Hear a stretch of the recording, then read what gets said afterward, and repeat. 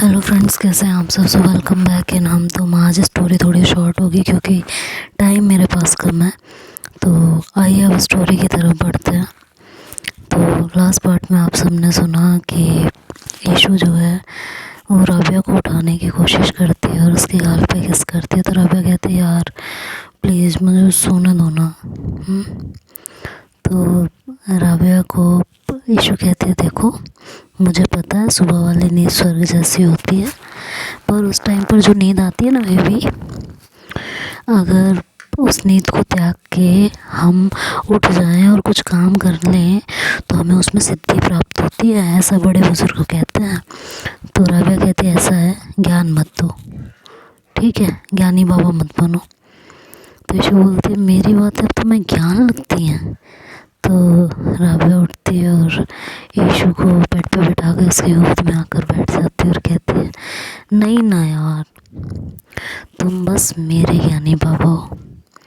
अब अपने इस शिष्य को एक गुड मॉर्निंग किस दो। तो ईशू बोलती है कि सुंदर स्त्री, तुम हमें अपने मार्ग से भटकाना चाहती हो। कितनी घोर तपस्या करके मैंने लड़कियों के पास जाना छोड़ा है, तुम्हें ज्ञात है इस बात का।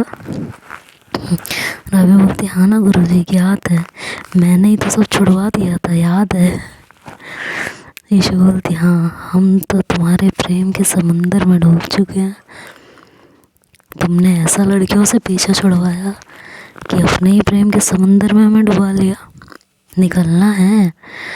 राबिया बोलती है तो ईशू कहते, नहीं, हम तुम्हारे प्रेम के सागर में गोते लगा रहे हैं और अब इसमें से निकलने की कोई उम्मीद नहीं है और हम निकलना भी नहीं चाहते हैं। ऐसा बोलकर ईशू उसको लिप किस कर लेती है, उसके होठों पे अपने होठों को रखती है, उसके बाद उसे किस करती है। तो राबिया थोड़ा सा पीछे हो जाती है और कहती है, हाय मैंने ब्रश भी नहीं किया था। तो ईशू बोलती, अरे हाय मुझे तो याद भी नहीं रहा, छी छी छी छी, क्या कर दिया मैंने, हद हो गई यार, छी छी छी। और ऐसे करके वो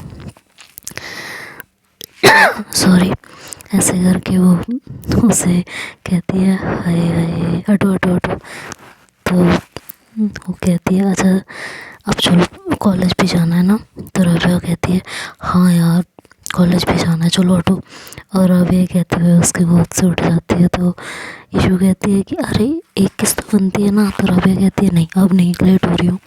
और ये कह के वो ईशू को पीछे धक्का देती है और फटाफट बाथरूम में घुसती है। तो ईशू कहती है, यार ऐसे मोमेंट पर कैसे तुमको कॉलेज याद आ सकता है। कहती है, याद तो तुम्हें ही आया था। हाँ, तो कहती है कि हाँ तो मुझे याद आया, इसका मतलब ये थोड़ी है कि तुम मुझे इस तरह धक्का दे के चली जाओगी। तो कहती है, हाँ तो क्या हुआ। तो ईशू कहती है, हाँ हमारा प्यार ना हमेशा अधूरा ही रह जाता है, कभी आपकी सिस्टर कभी कुछ। कहती है, मेरी कौन सी सिस्टर। तो कहती है, सानिया तुम्हारी भी तो सिस्टर हुई ना। कहती है, हाँ ये तो है, कभी वो सृष्टि कभी कोई बीच में आता ही रहता है। तो राबिया कहती है, यार स्कूल भी तो ज़रूरी है ना, यहाँ से ज्ञान की प्राप्ति होती है। अब हम पढ़ेंगे नहीं तो चलेगा कैसे। स्कूल कॉलेज और कोचिंग से सब ज़रूरी होता है, ये भी तो हमारे जीवन का एक सबसे ज़रूरी हिस्सा है। अब यही टाइम है पढ़ने का, रोमांस के लिए तो पूरी लाइफ पड़ी है। तो राबिया कहती है, वाह रे मेरे ज्ञानी बाबा, सॉरी ईशू कहती है, वाह रे मेरे ज्ञानी बाबा, बहुत समझदार हो गई हो। हाँ, तो राबिया कहती है, मैं तो बचपन से ही समझदार हूँ, वो तो तुमने ध्यान नहीं दिया। और ये ज्ञानी बाबा तुम नहीं बुलाओगी मुझे, मैं बुलाऊँगी तुम्हें, ये मेरा दिया हुआ नाम है, समझ में आया। अब जाओ रेडी हो जाओ, फिर नाश्ता करेंगे। तो राबिया ईशू कहती है, अच्छा ठीक है यार, बस। तो वो बाथरूम में घुसती है। तो ईशू कहती है, अरे सुनो ना, मैं नहला दूँ। तो उसके पीछे बाथरूम में जाती है। तो राबिया को बहुत शर्म आती है और वो कहती है, चलो बाहर निकल जाओ फटाफट, जल्दी, बहुत रोमांस आता है आपको, पढ़ाई पर ध्यान दो चलो। तो राबिया कहती है निकलो निकलो, ईशु कहती है नहीं, पहले किस दो मुझे, फिर मैं बाहर जाऊंगी, वरना यहीं खड़ी रहूँगी बस। तो राबिया कहती है अभी यार ये क्या ज़िद है, बच्चों की तरह ज़िद ठान के बैठ गई होगी, कोई ज़िद थोड़ी होती है। तो कहती है नहीं मुझे नहीं पता, मुझे पहले किस दो उसके बाद ही जाऊँगी। तो ईशु जिद करके वहीं खड़ी हो जाती है। तो राबिया उसके गाल पे फटाफट किस देती है। ईशु कहती है यहाँ नहीं चाहिए, लिप पर चाहिए। अरे यार अभी दी तो थी तो सही थोड़ी देर पहले, निकलो चलो अभी यहाँ से। और उसे धक्का मार कर बाहर करती है और गेट लॉक कर लेती है अंदर से। तभी ईशु भी नीचे चली जाती है। उसकी मम्मा उसे डांटती हैं, कहती हैं कि तुम ना चाय पीती हो ना कॉफ़ी ना दूध, कैसे चलेगा। तो ईशु कहती है मम्मा आप भूल रही हो, मैं दूध पीती हूँ और आप ही ने मुझे बचपन से चाय पिलाना नहीं सिखाया, इसलिए मैं अज्ञात हो गई इन चीज़ों से और अब ये मुझे अच्छी नहीं लगती। सही बात है यार, ये चाय वाय तो वाकई बहुत बेकार चीज़ होती है। तो आंटी बोलती है क्या करूँ मैं, टाइम मशीन में जाकर तुम्हें चाय पिलाना सिखाऊँ क्या। इतने में उसके पापा आ जाते हैं। तो कहते हैं देख लो पापा, मामा मुझे डांट रहे हैं सुबह सुबह। तो उसके पापा कहते हैं क्या यार क्यों डांट रही हो, वो भी सुबह सुबह, और इस बात के लिए डांट रही हो, टाइम के साथ पीना सीख जाएगी, तुम डांट मत लगाओ उसे। तो आंटी कहती हैं तुम बाप बेटी ना खुद कितना भी डांट लो कितना भी वो कर लो, लेकिन कोई और कुछ ना कह दे, हद होती है किसी चीज़ की। तो ईशु कहती है कि अच्छा ये अब मुझे नाश्ता दीजिए फटाफट, और राबिया को भी दे दीजिएगा, मैं ऊपर ही ले जाऊँगी वहीं कर लेंगे। तो कहती हैं कि ठीक है।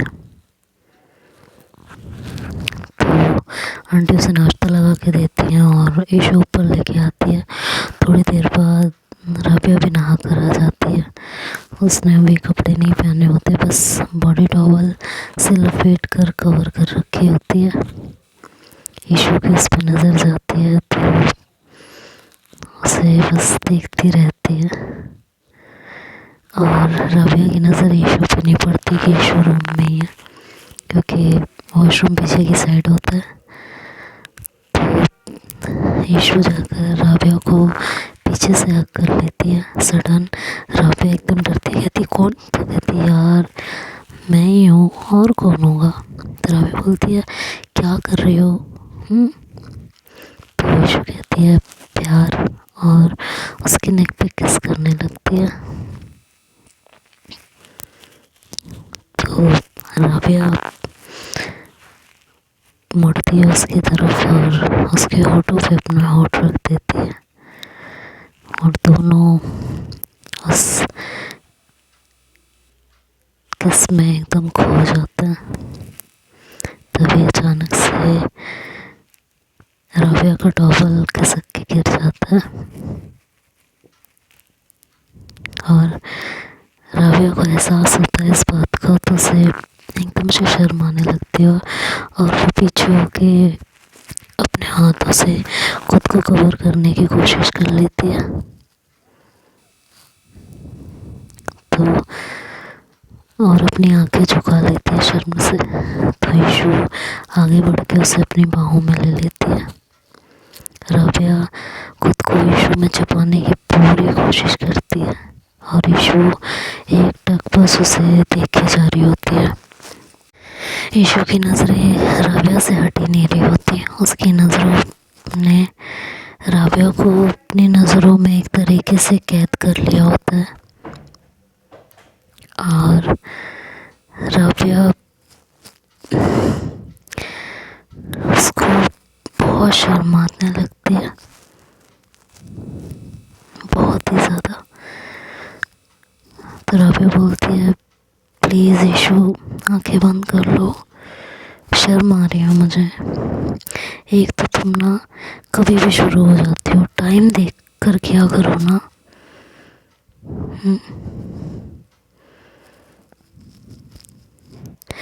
और ईशु उसे देखती रहती है। तो राबिया अपना हाथ उसकी आंखों पे रख देती है। ईशु उसके देख के मुस्कुराती है, कहती है यार हद तो गई ना, देखा। और ये कह के उसके नेक पे किस करने लगती है। जैसे ही यीशु के होठ राबिया की नेक पे पड़ते हैं, राबिया पूरी तरीके से खुद को उसकी बाहों में ढीला छोड़ने लगती है।